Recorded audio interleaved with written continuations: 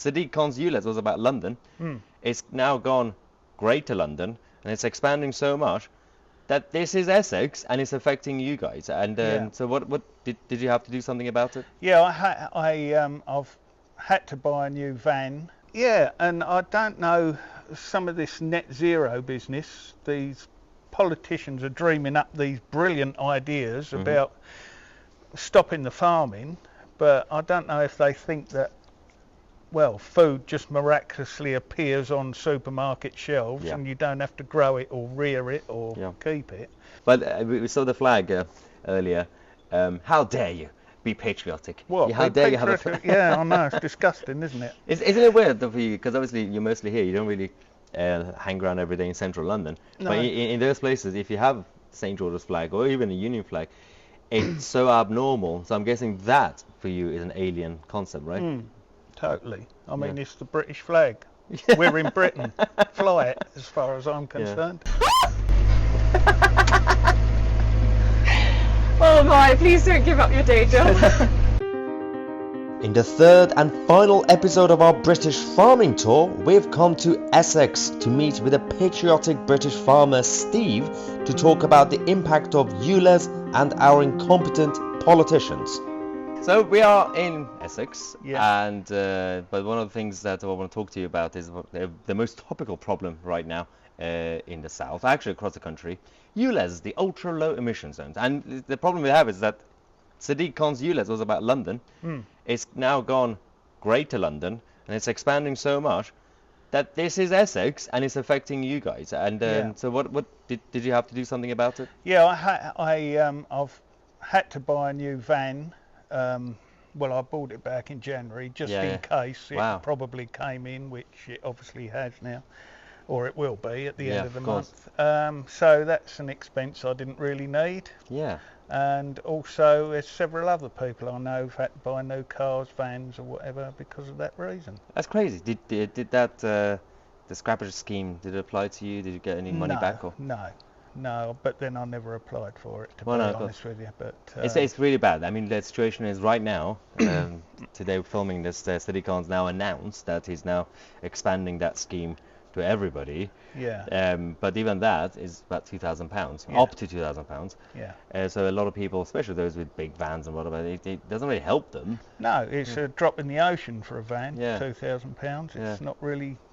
Well, I mean, it's better than nothing, obviously. Of course, especially if you have a big operation where you need 5 vans, for example. Exactly. You have to change all of them, right? Yeah, exactly. So, no, it's a stupid idea. I mean, the air is pretty clear.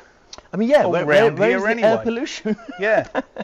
So, I don't know, it's just a money-making exercise from Mr. Khan and his lot, as far as I'm concerned. So I'm guessing... If we go to pubs here, you're not going to find many ULEZ supporters. No, I don't know any. I'm guessing at best they're just confused. They're like, why? Where air pollution here? I mean, the biggest problem we have is the London Underground, the tube in London, the toxic dust down there, and somehow it doesn't really care about that. No. But at the same time, we have to go after the rural areas and suburban areas. But it's just a money grabbing scheme, isn't it? Yeah, it's exactly. a cash cow scheme. That's all it is to get money. I mean, as for the environment goes, if you drive into the ULEZ zone with a car which is non-compliant, but you pay £12.50, that makes the air quality good again, obviously. But we know that's a load of codswallop. It makes no sense. Firstly, the whole scheme will be easily redundant. If everybody obeys, for example, that means everybody will change their cars. That means that he can't won't make the money that he wants to make out of it.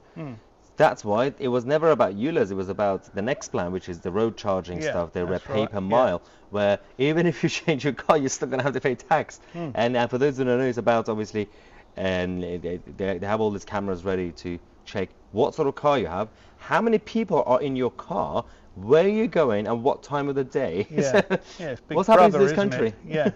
It's Big Brother, isn't it? You might as well live in Russia.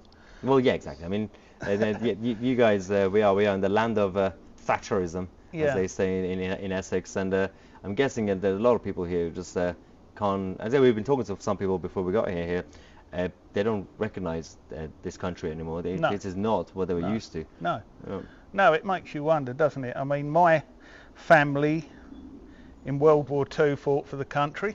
They fought against Nazism Yeah. and all that business. My dad was in the army. One of my uncles was in the Air Force, and the other two had to stay at home, but they had to do a job. One was in the auxiliary fire service, and one was home guard. And then in the First World War, my granddad's youngest brother was killed on the Somme, and you know, they've fought for this country, and so many people have messed it up since Well, then. they fought for this country for the new generation to not only be a little bit spoiled and take things for granted. Actually, it goes back to farming. One of the main reasons I'm doing this is because everything's been so easily provided, or it seemed to be, that people don't really appreciate or even think about when they're having food or when they buy food where it comes from. Yeah. And there's no appreciation for the farming community. That was the backbone of the whole, not just the economy, but the culture. Yeah. Because the values that we always talk about, it does exist in the farming community, or like the rural areas. You know, family values, hard work. Not so much in cities anymore. And this country is becoming more urbanized. Cities are growing, towns are growing. Yeah. Where are we going to go from here? Yeah, I know. I don't know. I really don't. I mean, every village was mostly all agriculture. Yeah. You know, whether it be corn growing, animals, whatever. Or a lot of farms in those days were mixed anyway. So you had crops, hay, pigs, cows, sheep, whatever, chickens, as you probably know. Yeah, and I don't know, some of this net zero business, these politicians are dreaming up these brilliant ideas about stopping the farming, but I don't know if they think that, well, food just miraculously appears on supermarket shelves and you don't have to grow it or rear it or keep it.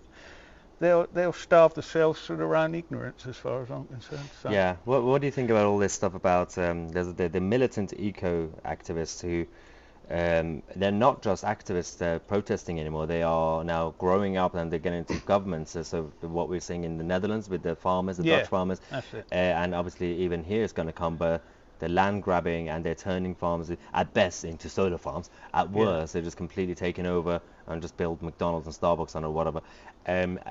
What's going to happen to the food chain? I don't know. It's going to be chaos. Yeah, you tell me. I've no idea. I mean, farmers, we do what we do. We grow food. That's our livelihood, our way of life.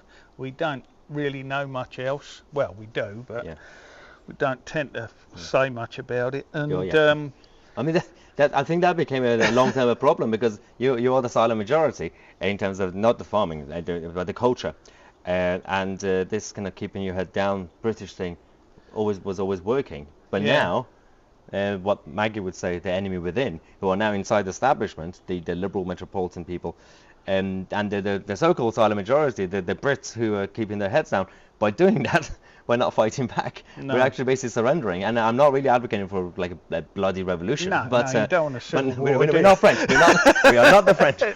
But something. And that's why I want to do these things. I want to basically grow the movement, the channel, to be the voice on behalf of everybody else. Because not everybody can go out there and express their views. You will be cancelled. But we saw the flag earlier.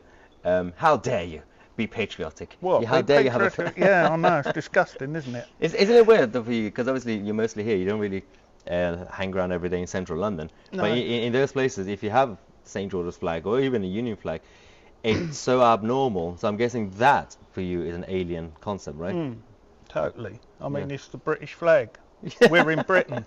Fly it, as far as I'm concerned. Well, it doesn't mean to say you're racist or part of the National Front or whatever. It just means you're British. You're a patriot. You know. It's a little bit weird. It's okay to fly the EU flag. Yeah. And not No, I wouldn't do that. Why do you think that's happening?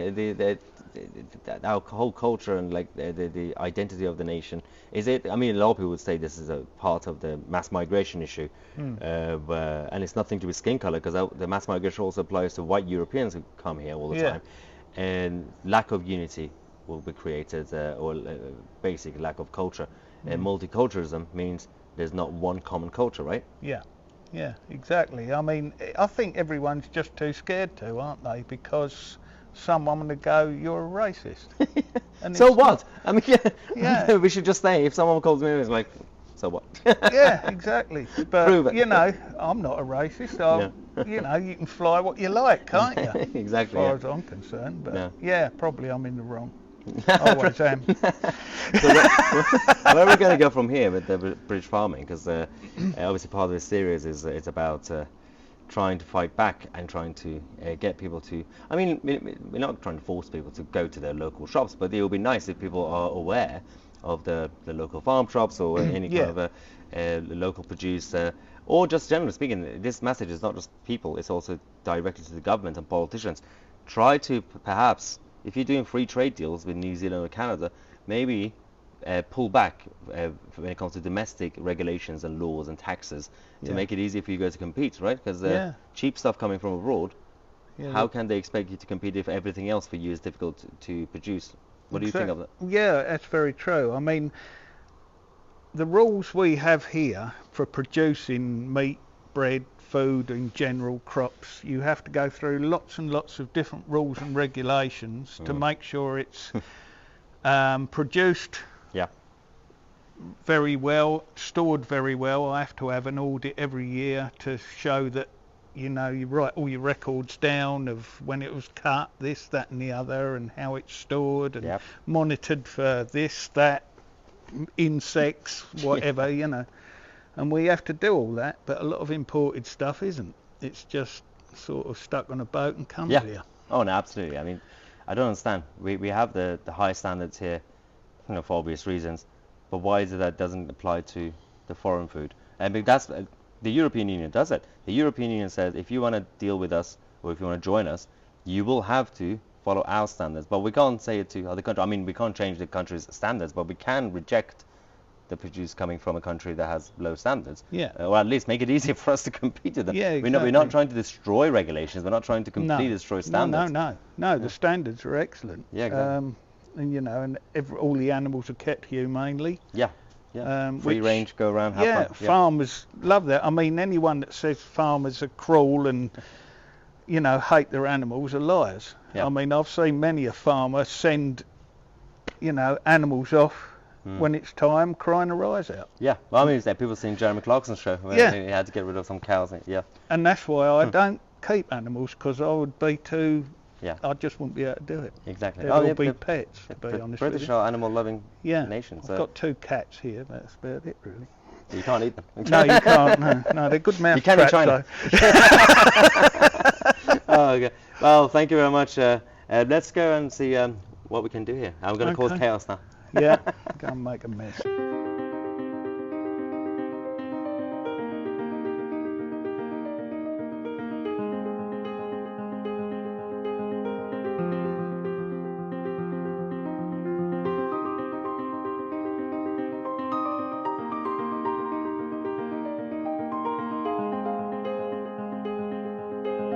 Oh, so this is a bad idea.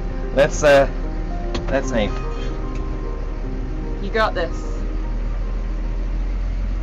We're driving soon. There you go. Nothing's happening. Have you pressed down the accelerator?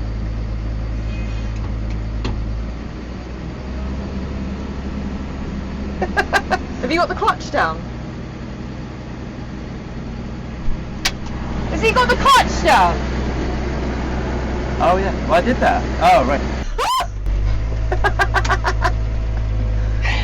Oh my, please don't give up your day job. I'm gonna get sick. I mean, this is a truly terrifying I'm gonna experience. turn around. No! I'm gonna... I mean... Oh my god, I'm doing something. I'm ruining the farm. Ah! Oh my goodness. I'm Mahyar, Tousi, and we are the farming media. We're still going. Yeah. Something's happening. There we go. Oh, I have to go on that. What do those buttons do? That's the gear. The gears? Yeah, I'm going faster. Okay.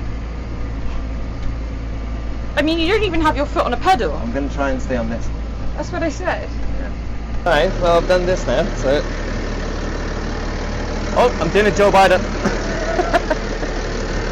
Oh. We've done it. I think it's my turn. Yeah.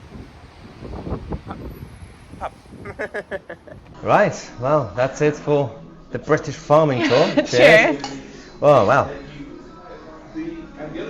Well, we learned a lot. Yeah. It was interesting Absolutely. because different type of places and different type of problems. We've got the issues with globalism, international trade. We've got issues with net zero, ULEZ here in Essex, and government interventions and everything else, and just basically lack of appreciation. Definitely, they yeah. work so hard, Yeah. and get very little in return. And I think that's one of the biggest things I learned, especially watching Mahyar ride a tractor today. No easy feat. No, it was good. It was it was a good bit of experience. But actually, to be fair, for those of you if you haven't watched the first 2 episodes, definitely go on the channel. We have a playlist now. Watch the first 2 episodes because different farms, we had different issues. And what was your highlights? I think just see a completely different world. Although I'm from Dorset, it's just crazy how this farming is just so much part. It's not a part of their lifestyle. It's in their blood. Yeah. It's a way of living. And although they could be doing other things for probably a lot more money, they choose to live this life because they love it, and we should really get behind them. Absolutely, yeah. So definitely support your local farm shop, local stores generally speaking, and if you have farmers in the area, definitely support them. Because right now, everything's becoming globalized, everything's becoming urbanized and metropolitan. Cities are growing, villages are getting destroyed, and the way of life is changing. So, and hopefully we can bring an end to the death of farming. Yeah, that's what they want. So we're going to fight back to make sure the death of farming doesn't happen. But the way it's going, it's going to be very, very hard to see. Yes, definitely. Yeah. Well, thank you so much for coming on the journey with us. Cheers. And we're going to go home and make actual videos. Thank you.